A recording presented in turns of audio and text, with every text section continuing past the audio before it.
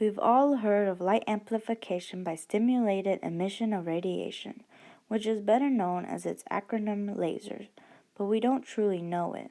When we hear lasers, we think of the red beams in action movies that are usually set for alarms. But lasers are actually useful for many other things in daily life, from metal cutting machines to eye and cosmetic surgery. Although many people have heard of lasers, they don't actually know about the decades of research and history behind it. It all began in the 1900s when Max Planck published his work which explained the relationship between energy and frequency of radiation. In 1905, Albert Einstein released a paper on the photoelectric effect and soon published a paper on the quantum theory of radiation in 1917. Many years later, Charles Townes created the first microwave amplification by stimulated emission of radiation, maser, in 1953. He started to look into visible light amplification and started to share ideas with a college student named Gordon Gould. Gould soon published the laser and filed a patent application with high-tech research firm TRG. Unfortunately for him, Charles Townes had already filed one 9 months earlier with Shallow on behalf of Bell Laboratories. They were granted the patent in 1960 and Gould soon sued them, which started the 30-year patent war. In 1977, Gould was issued a patent relating to lasers and started winning against the other two in 1987.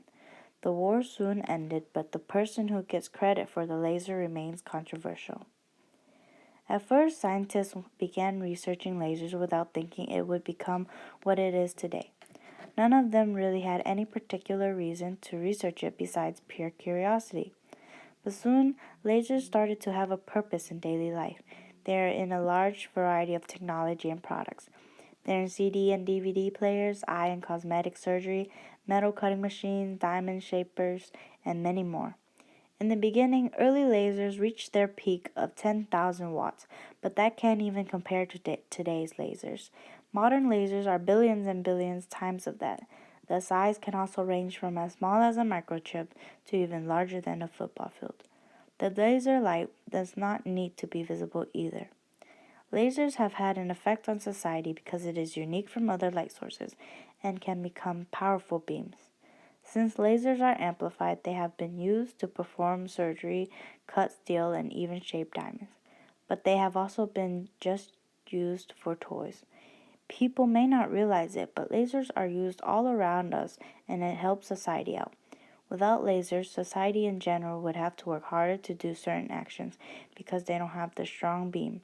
Some jobs may not even exist today due to lasers, or at least they would be harder to do without lasers.